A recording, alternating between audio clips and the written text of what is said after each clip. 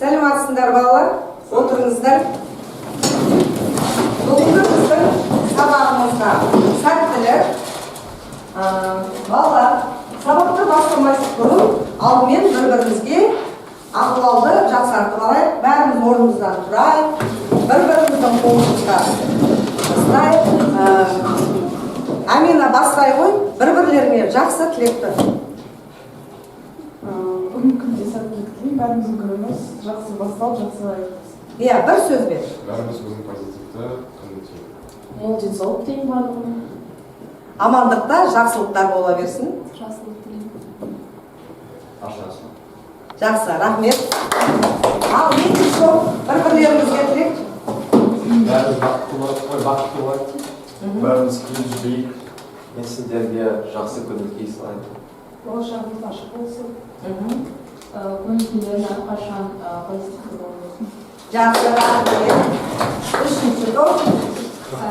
Келе жатқан облыстан жақсы балаларына тілектеспін, бірақ қатысулерге тілектеспін. Барлықтарына зор денсаулық тілеймін. Сәттілік. Бар жақсылық. Аспанымыз ашық болсын. Көңіл күйіңіз тамаша болайық. Бүгінгі күндеріңізге сәттілік. Жақсы балалар. Ал енді бізде үнемі қазіргі кезде құндылықтар туралы көп айтып жатырмыз, иә? Біз әргі сабақта құндылықты қосамыз.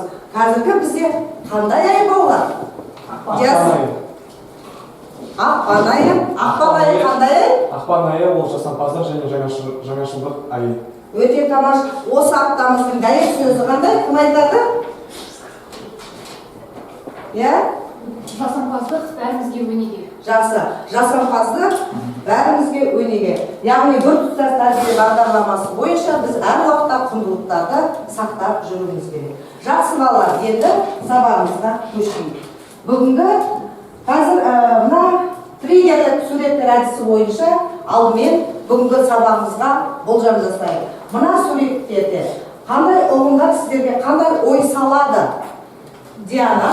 Бұл суреттерден біз қазіргі замандағы сандық техникалар көре аламыз. Ол ноутбук, смартфон, плеер, GPS навигатор сияқты. Жақсы. Тағы қандай ой салып тұр? Және бұл барлық техникалар біздің өмірімізді жеңілдетуге, өміріміздің әртүрлілігіне көмектеседі. Жақсы. Біздің сабағымызбен қандай байланыс болуы мүмкін, Айнұр? Бұл бүкіл осы сандық техникалар ол қазіргі жасампаздықтың нәтижесі болып табылады және біздің заманымыздың күні болып айналысып болады. Жақсы, тағы қосатындарыңыз бар ма? Яғни қазіргі заманғы сандық техника, Диана? Осы құралдар арқылы біз олардың өзіміздің күнделікті өмірдегі орнымызды қаншалықты маңызды екенін анықтай аламыз. Тамаша, жақсы, рахмет. Ондай болса, балалар, бүгінгі сабағымыздың тақырыбы әлемді өзгерткен өнер табыстар. Бұл 4-ші бөлім 11 сынып бойынша негізгі тақырыбымыз әлемді өзгерткен ұлы жаңалықтар. Бүгінгі біздің сабақ мақсатымыз әлемді өзгерткен ұлы жаңалықтар мақаласының құрылымы мен рәсімделуін білу, жанрлық ерекшеліктерін талдау, және мақаладағы стильдік ерекшеліктеріне сай тілдік құралдарды орынды қолданып мақала жазу.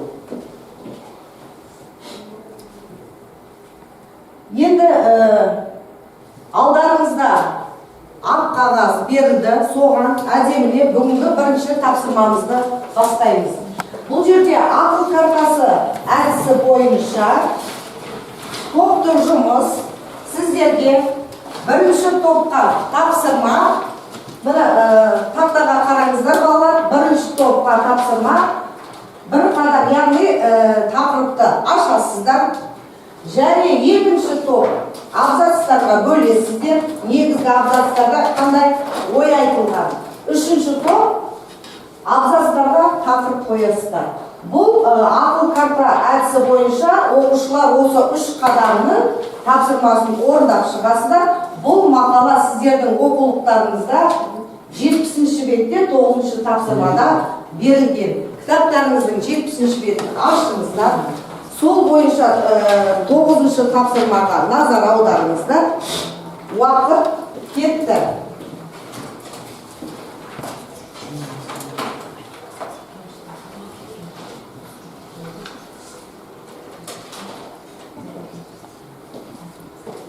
сіздерге 7 минут беріледі.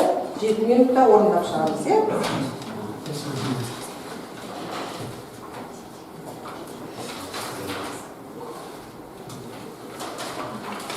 Ақылдасып. Және балалар, сіздердің алдарыңызға мен әрқайсыларыңызға бағалау парағы берілген. Бұл бағалау, яғни құндылыққа байланысты балалар адалдықты сақтап, бүгінгі сабақта әр оқушы өзін бағалайды.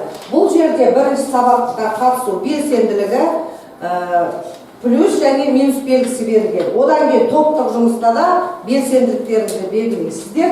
Одан кейін жұптық жұмыста 4 ұпай, 4 балл, жеке жұмыста 6 балл, және кері байланыста өздеріңізді қалай қатыстыңыздар белгілеп отырасыздар. Содан кейін жалпы қорытынды бағалауын шығарып отырасыздар. Бұл алдыларыңызға таратылып берілді.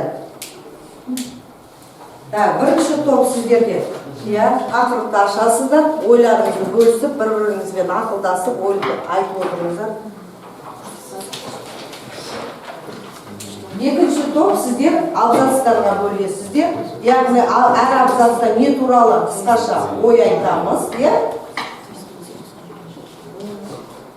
Үшінші топ сіздер тақырып қоясыздар да қысқаша ойды белгілейсіздер.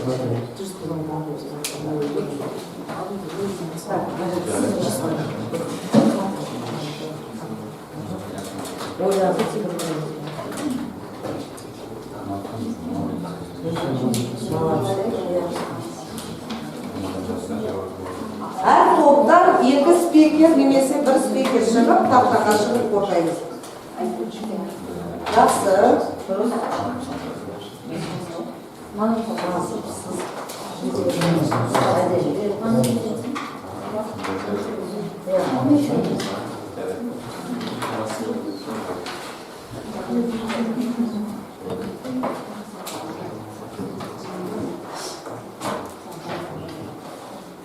Что зеленый? Начали смеяться.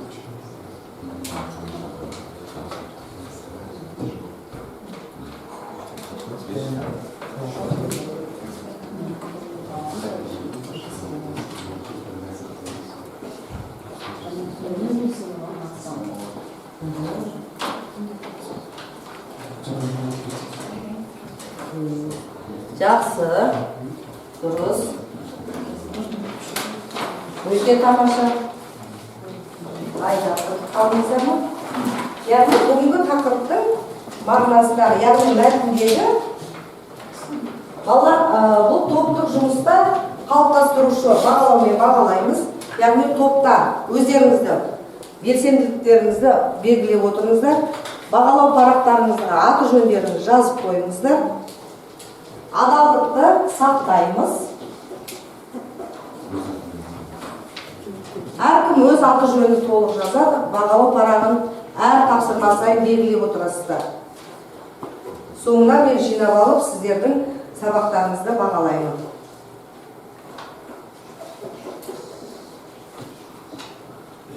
Жақсы, қай топ бітті? Бірінші топ. Балалар сосын топтық жұмыстың ережесін сақтап отырайық.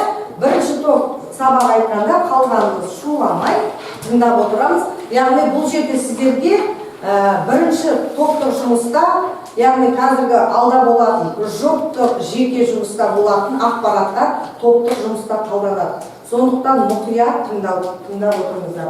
Бірінші топтан кім шығады?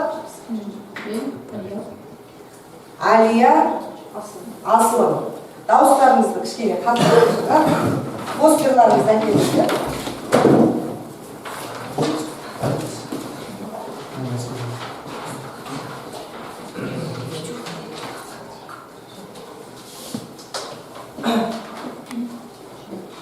Тыңдайық, балалар қалғанымыз, бер қарап отырамыз.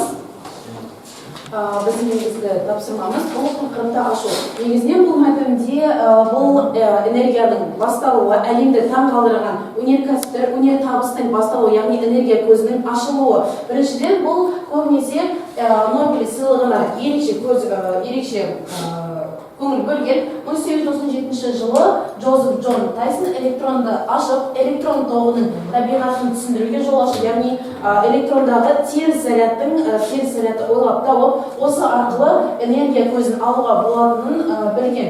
Яғни дамыған елдерде электрификация жүргізіле бастады, әлі күнге дейін зерттеліп келеді.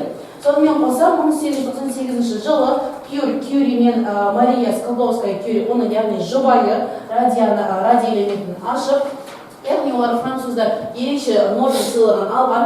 Сонымен қоса негізінен радий, біз білеміз, уранның бір бөлігі екенін. Уран бойынша Қазақстанда біз 5-ші топ 5 мемлекеттер қатарына кіреміз. Негізінен осы уран арқылы, осы екі жаңа ашылу арқылы біздің өнертабысымыздың әрі қарай дамуға алып келе жатыр.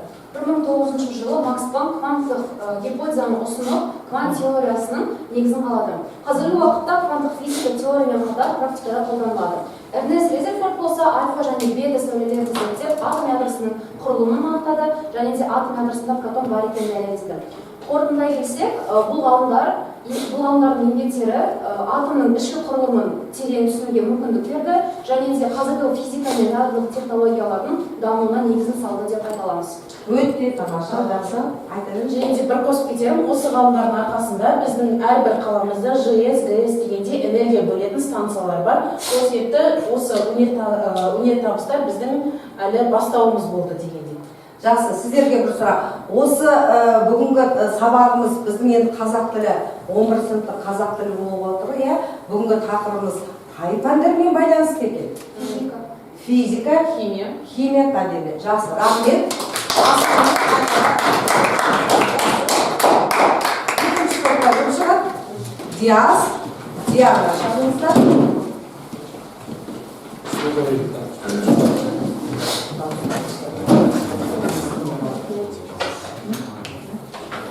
Қалған сынып бер аударыңыздар.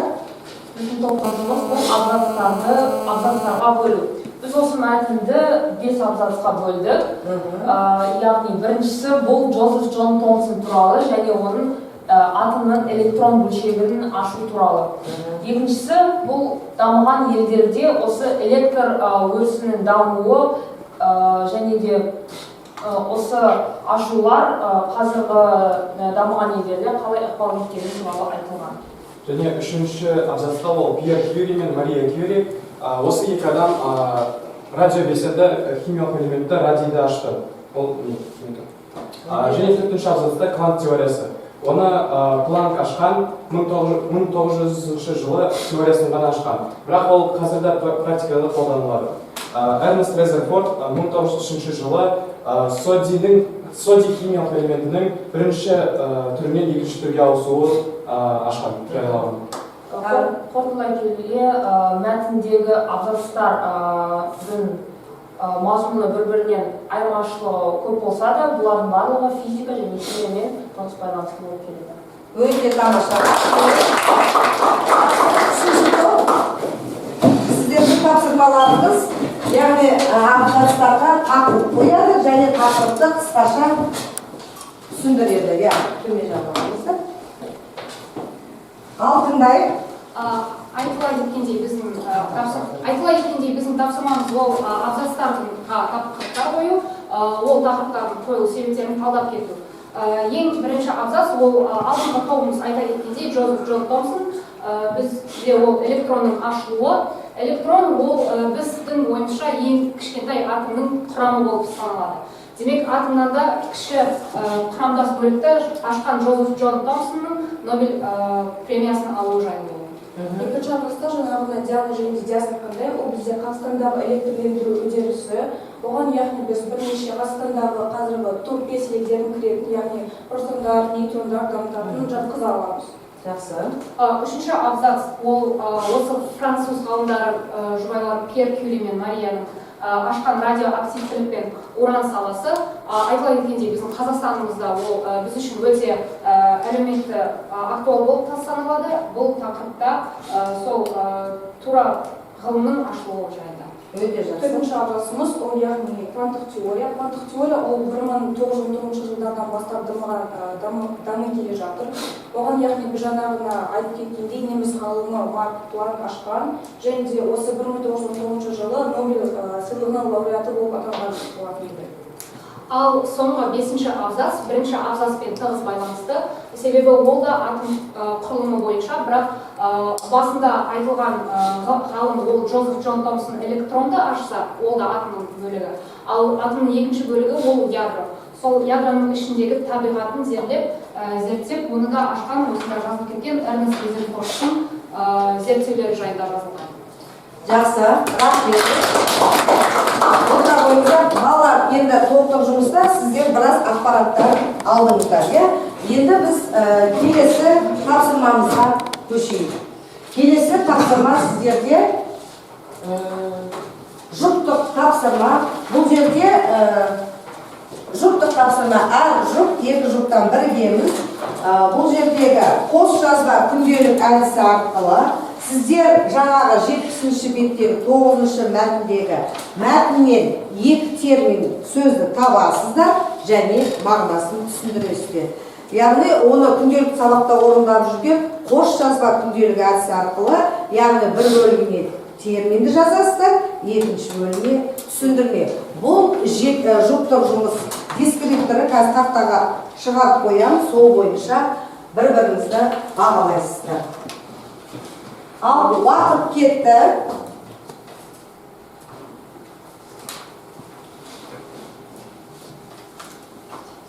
Он 12 минуттай береміз.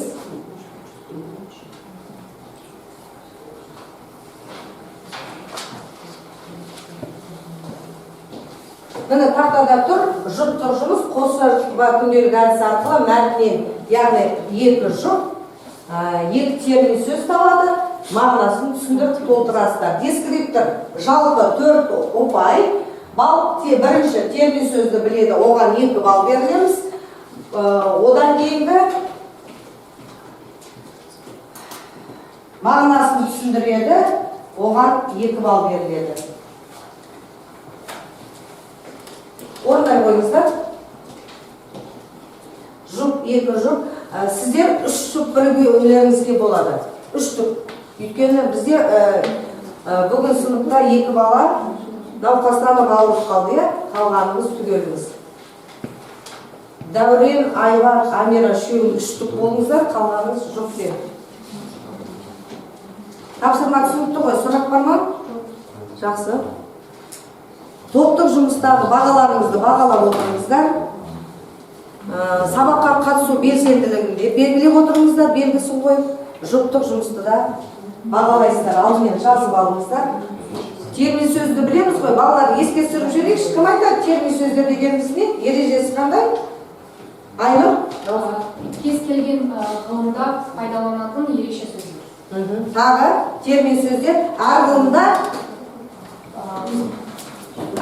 өзіне тән термин сөздер болады, және де олар көбінесе ғылыми стилде кездеседі. жақсы. Біздің қазақ тілінде қандай термин сөздер бар? Қазақ тілінде тән. Синоним. Жақсы. Тағы фразологизм. Фразологизм термин сөздер шатастырдым. Синтакс болады ғой, яғни әр пәннің, мысалға алгебра пәнінде қандай термин сөздер бар? Аксиома, косинус, синус. Яғни бүгінгі біздің сабағымыз физика ғылымы және химия ғылымымен байланыс болыпты. Уранның өзі ол да физика ғылымының термин сөздері. Жақсы. Бөгет жасамай бастаймыз.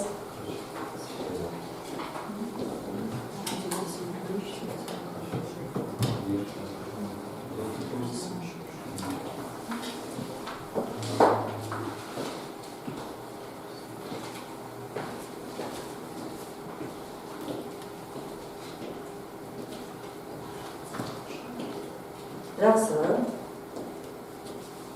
Екі термин ғана жазасыздар, мағынасына. Жеке айтсам белсенді болады.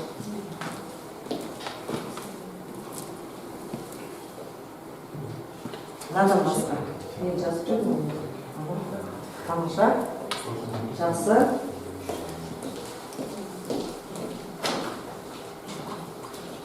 Болған жұптар қолдарыңызды көтерсеңіздер болады. Кішкене бір 2 минутымыз бар, күте тұрайық.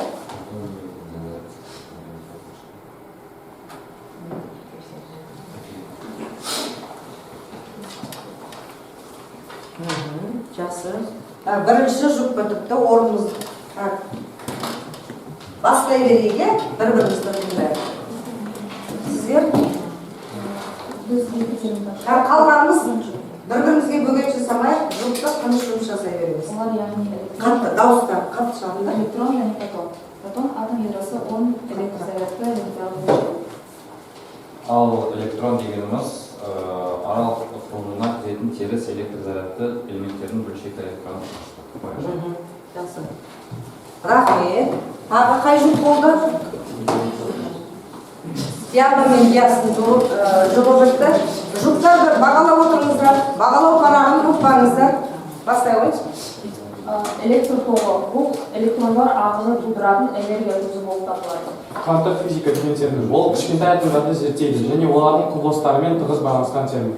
Жақсы, тамаша. Айдар, Дәурен, Амиран тобы, бұлар үш бала. Біздігі протон мен электрон бұл атом ішіндегі атом ядросын құратын бөлшектер. Қаттырақ айтайық. Альфа сожасы ол радиация. Гипотеза белгілі бір құбылысты түсіндіру үшін ұсынылатын ғылым болжам. Жақсы, рахмет. Келесі топ, жұп. Айлу мен Айнұр. Дауыстарыңыз бала, кішкене қаттырақ шығарайық. Тыныштық сақтайық, бірінші топ. Жаңағы Айбат пен Жас айтқандай оларға қосасақ онда нейтрон дегеніміз ол яғни атом ядросының құрамындағы ешқандай зәрі жоқ, яғни бейтарап бөлшек болып саналады. Ал кванттық физика ол микродеңгейдегі құбылыстар зерттеудің ғалым сапасы. Өте тамаша. Электрон ол атом құрамындағы ядросын айналып жүретін электрлі бөлшек, ал гипотеза ол дәлелденбеген пікір немесе болжам. Тамаша. Бақтияр мен Елнараның жұбы. Мен жазған ол бізде протон, ол атомның оң жақ бөлігінде орналасқан бөлшек болып табылады. Жақсы. радиобелсенділік кейбір заттардың өздігінен сәуле шығарып энергия бөлу қасиеті. Жақсы. Тақырдым. Әлішер мен Асылым. Бірінші термин бұл электрификациялау, яғни енді электр тоғымен қамтамасыз ету, осы электр тоғын экспорттау мен сауда-саттыққа жіберу.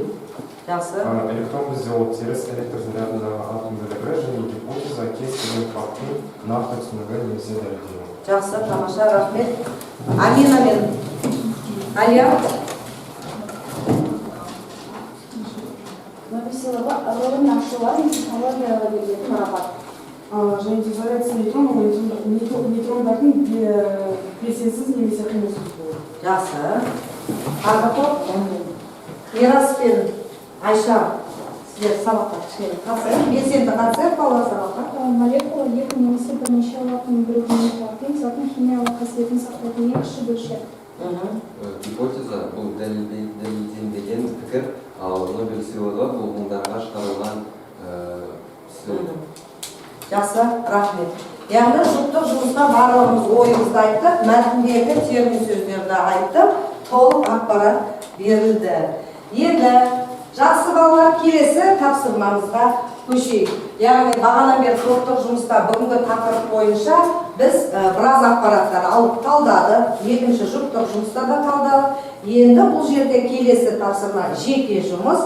Әр оқушы топтық жұмыста алған білімін, жеке жұмыста алған білімін толықтырып, сіздер қазір бүгінгі сабақ мақсатына сай мақала жазасыздар. Қазір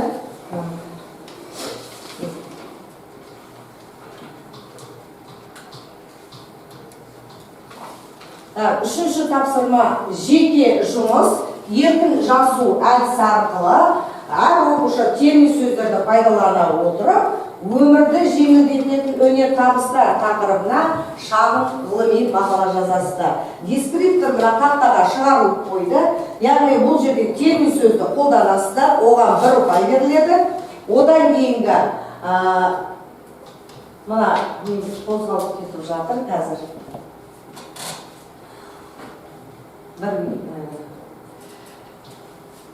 Одан кейін тақырыпты ашасыздар, оған 2 ұпай, ғылыми мақала жазады 2 ұпай, құрылымын сақтайды 1 ұпай, жалпы 6 ұпай. Яғни бүгінгі сіздердің негізгі бағалауларыңыз осы жеке жұмыста көрінеді.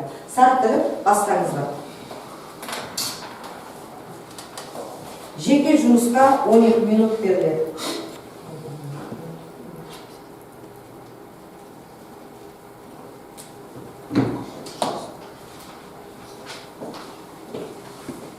Түсінбесеңіздер, сұрақтарыңыз болса, қолдарыңызды көтеріп айтуға болады. Жақсы. Тақырыпты түсіндік қой, тақырып өмірді жеңілдететін өнертабыстар. Қазір кезде бізде заманымызға қарай 21 ғасырда көптеген өнертабыстар арқылы біздің заманымызда біраз адамның іс-әрекетін жеңілдетіп жатыр. Яғни бізде әртүрлі техникалар дамыған кезде, бізде өздеріңіздің үйлеріңізде де байқап отырсаңыздар, өмірде де бізде өте жеңілдіктер көбейіп жатыр. Бұның арқасы өнертабыстар арқылы. Жақсы.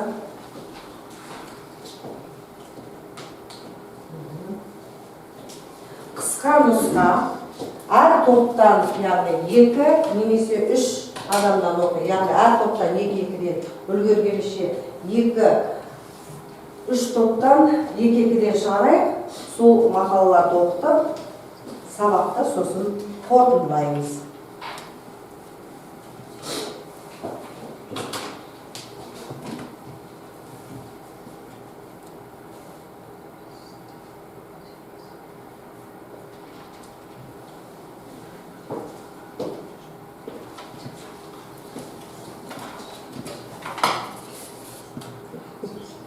Жақсы.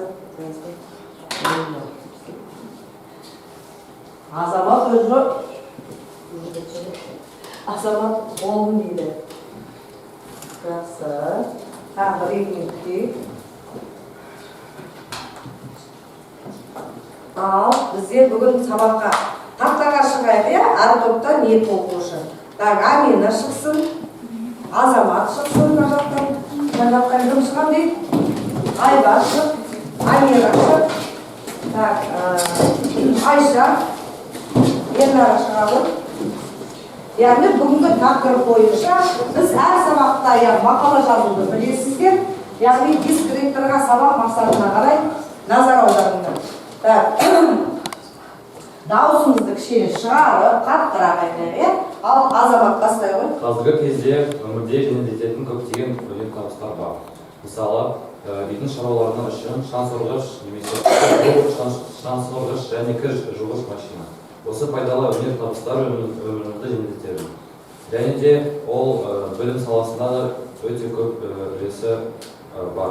Мысалы, калькулятор және ноутбук. Негізінде қазіргі заманда өмірді жеңілдететін көптеген өнертабыстар бар екені бәріне анық. Солардың бірі ұялы телефон болып келеді. Телефон арқылы біз бір-бірімізбен тез хабарласып, ақпаратпен алмасу өте ыңғайлы болып келеді. Уақытты үнемдеуге де көмектеседі. Тағы да бір маңызды өнертабыс ол бізде интернет. Интернеттің арқасында біз қашықтан оқып, білімімізді арттыра аламыз. Сонымен қатар ғаламтордан көптеген пайдалы яғни жаңа ақпараттар мен жаңалықтарды тез білуге мүмкіндіктер өте көп. Күнделікті өмірде тұрмыстық техниканың да орны ерекше болып келеді. Мысалы, кір жуғыш машина мен тоңазытқыш, шаңсорғыш адамның жұмысын жеңілдетіп, уақытын үнемдейді. Қорытындылай келе, өнертабыстар адам өмірін жеңілдетіп, қана қоймай уақытты тиімді пайдалануға көмектеседі.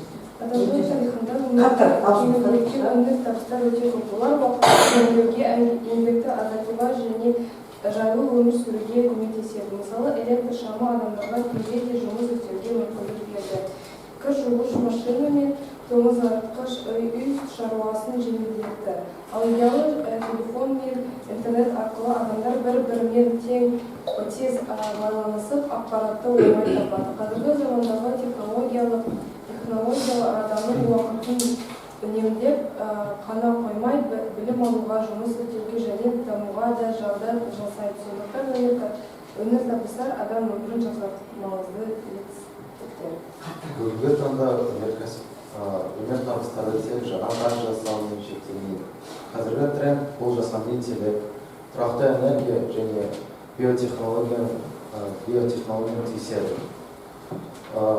Ғылым мен технологияның қарқынды дамуы адамзат өмірін күн сайын өзгертіп отыр. 2026 жылы өзінде әлемдік деңгейдегі ғалымдар мен инженерлер біздің күнделікті тіршілігімізді, жұмыс істеу тәсілімізді және қоршаған ортамызды қарқынды дамытты. Біздің өмірімізді жеңілдететін технологияларды алсақ, бұл бұлтты технологиялар. 1960 жылы Джон Маккарти бұлтты технологияны ойлап тапты. Бұл технология информацияны компьютер желісінде сақтауға жол берді. 2000 жылдардан бастап бұл технология қарқынды дамыды. Осыған мысал бұл Cloudflare компаниясы. Жақсы. Өмірді жеңілдететін өнертабыстар. Қазіргі уақытта өнертабыстар адам өмірінің ажырамас бөлігіне айналды. Ғылым мен техниканың дамуы адамдардың күнделікті тұрмысын жеңілдетіп, уақытты үнемдеуге мүмкіндік берді. Ең маңызды өнертабыстардың бірі электр энергиясы. Электр жарығы мен тұрмыстық техникалар, тоңазытқыш, кір жуғыш машина адамның еңбегін жеңілдетті. Сонымен қатар компьютер мен интернет білім алуға, ақпаратты жылдам алуға жол ашты. Ұялы телефондар адамдар арасындағы байланысты оңайлатты. Медицина саласындағы өнертабыстар да адам өмірін сақтауға үлкен рөл атқарды. Вакциналар мен заманауи медициналық құралдар көптеген аурулардың алдын алуға көмектесті. Қорытынды келе, өнертабыстар өмір сапасын жақсартып, қоғамын дамытуға үлес қосты. Ғылым мен техниканың дамуы адам өмірін жеңілдететін көптеген өнертабыстардың пайда болуына әкелді. Электронның ашылуы электр энергиясын тиімді пайдалануға мүмкіндік берді. Тұрмыстық техниканың жасауына негіз болды. Электр тогының көмегімен жарықтандыру, байланыс құралдары және өндіріс салалары дамыды. Сонымен қатар радиобелсенділік пен кванттық технологиялардың зерттелуі медицина мен техниканың жаңа мүмкіндіктерін ашты. Осындай ғылыми өнертабыстардың адамның уақытын үнемдеп, өмір сапасын жақсартуға үлкен үлес қосты. Жақсы, рахмет. Яғни дискурс бойынша келетін сөздерді қолданып, тақырыпты ашып, және ғылыми мақала жазды. Рахмет. Жақсы. Тағы да уақытымыз болса, қазір артынан тексереміз. Жаңа оқыған балалар қасымыздағы балалардың естесін оқып, көз жүгіртіп, бағалап шығайық. Бір-бірімізді бағалауды бұрыннан білеміз.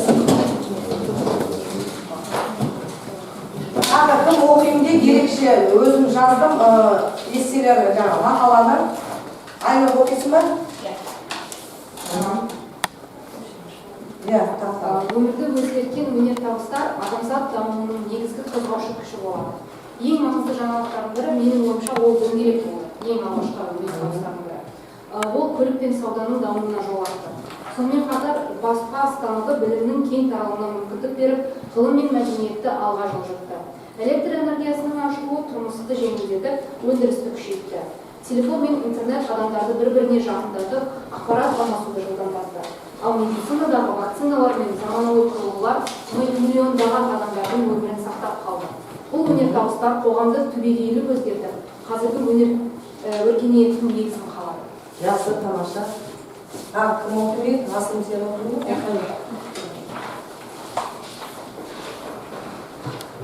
Өмірді жеңілдететін өнертабыстар.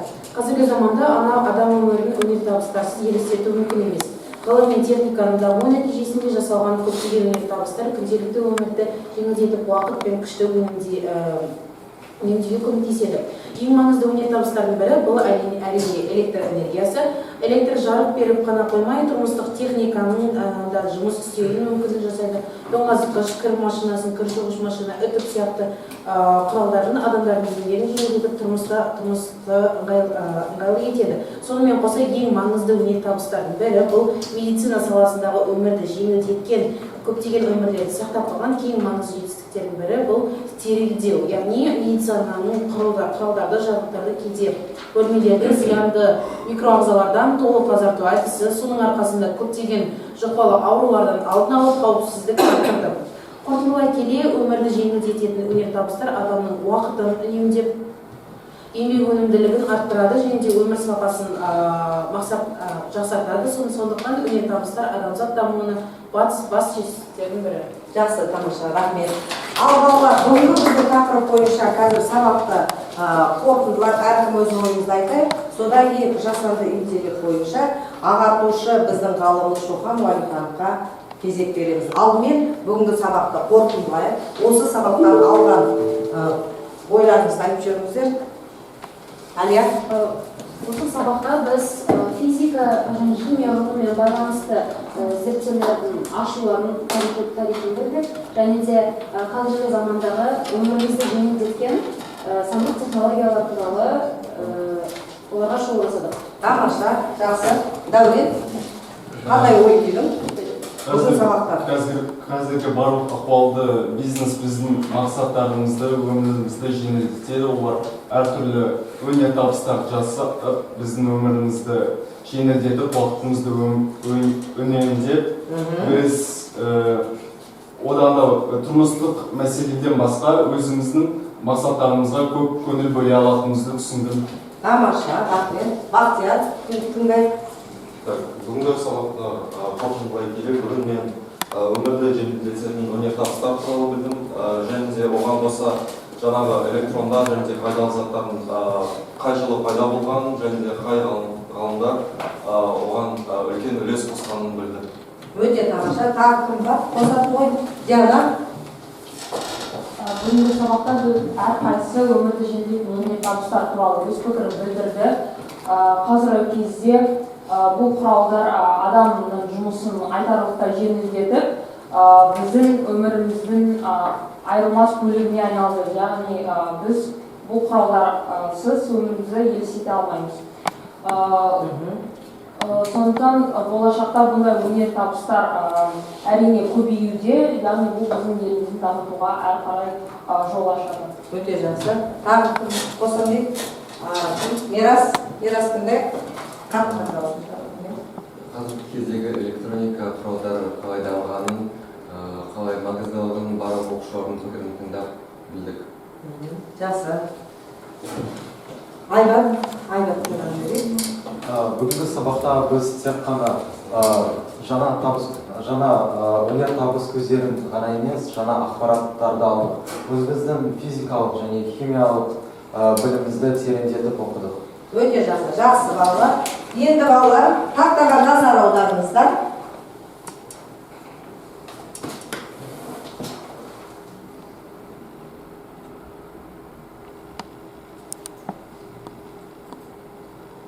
Назар аударып тыңдайық. Құрметті оқушылар, мен өз заманында қазақ балаларының ғылымға құштар болғанын армандаушы едім. Бүгінгі таңда сіздер мүмкіндікті пайдаланыңыздар. Өнертабыс деген өмірді жеңілдету, сондықтан ғылымға жақын болыңыздар. Білім, ғылымды игерсеңдер, өнерде табысты боласыздар, өмірлеріңіз жарқын болады. Барлық дүниенің кілті білім мен ғылымда екенін есте сақтаңыздар. Жақсы.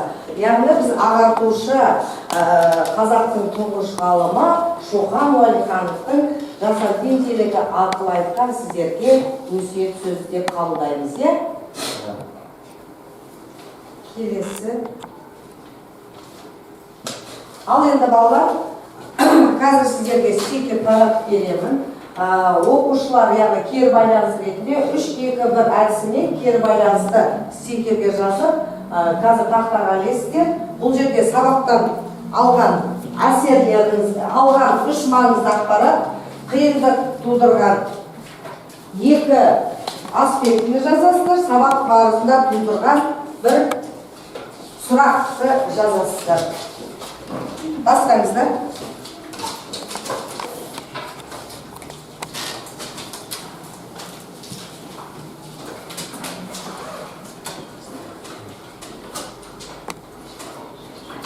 Яғни кері байланыс 3-2-1 әдісімен өздеріңіздің сабақтан алған әсерлеріңізді немесе 3 маңызды ақпарат.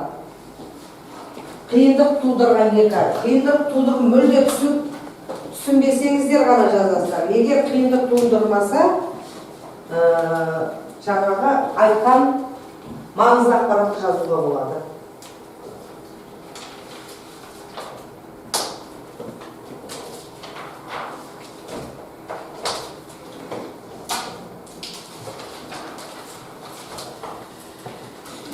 Келіп, мына күнге стикерлерімізді ілесіздер.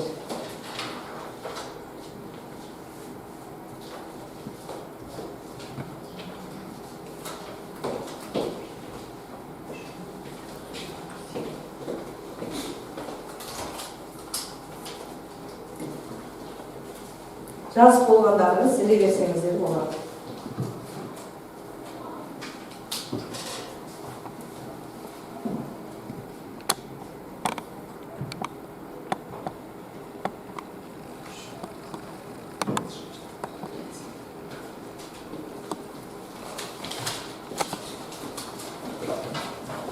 Кері байланысын мен оқығым келеді, өз ойымды сыныптастарым тыңдасын десеңіздер оқуға да болады. Оқып жүрсіз, оқып біле отырсыз. Біздің сабақта алған үш маңызды ақпарат. Ол кім қандай жылы жаңа зерттеулерді жариялағанын білдім, және қандай пәндермен байланысты екенін білдім. Ол физика мен химия. Және ол тек пән емес, және зерттеулер емес, және біздің тақырыпта тарих тоже тарихта болды. Жақсы, рахмет. Келесі, біле қойыңыздар. Мен жаңа ақпараттар туралы жаздым. Біріншісі, бұл біз бүгін жаңа технологиялар туралы оқыдық. Екіншісі, өнер табыс түрлері, және үшіншісі бұл ғалымдар ашқан инновациялар. Өте тамаша, жақсы. Келесі, болғандарыңыз іле беріңіздер.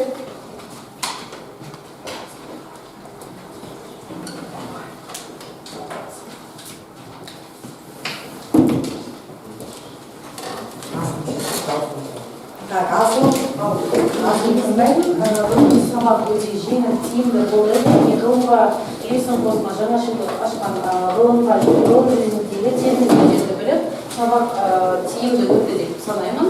Сізге көптен көп рахмет. Жақсы, рахмет. Күнге көрмейді, ана күнге қасында жауса не болды? Жағына беріңіз. Ұнашамыз.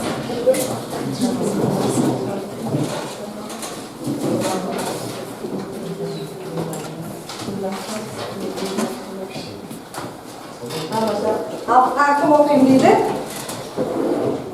Кері байланысын кім оқимын дейді? Бүгінгі сабағымызда, ал енді балалар, бүгінгі сабақта алдарыңызда бағалау парақтарыңызда қорытындыларыңыздар, әр ұпайларыңызда нақты жазыңыздар. Кері байланысты айтылды. Енді үйге тапсырма алыңыздар, үйге тапсырма. 70-ші беттегі 11-ші тапсырма. Бұл жерде уран сөзі бойынша диаграмманы толықтырып жазып келесіздер. Және өз ойларын бүгінгі сабақтан алған тұжырымдаманы кеңейтіп, немесе интернет желісіне басқаларда эссе түрінде жазып беруге болады. Бағалау парақтарыңызда қорытындыларыңыздар, бағаларыңызды қойыңыздар.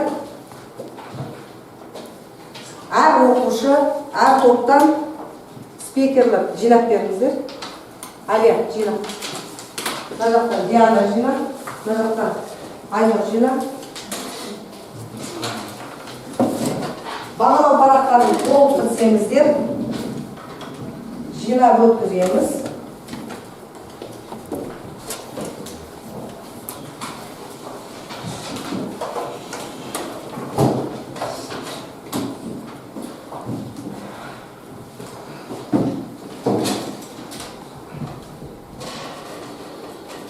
Ал балалар, бүгінгі сабағымыз осымен аяқталды. Бүгінгі біз әлемді өзгерткен жаңалықтар тақырыбын жан-жақты талдадық. Топтық, жоқтық, жеке жұмыстар бәрі жасалды. Сабағымыз мақсатымызға жетті деп ойлаймын. Бүгінгі сабаққа қатысып белсене өз-өздерін көрсеткен барлық оқушыларға рахмет. Сәт сапар, сау болыңыздар.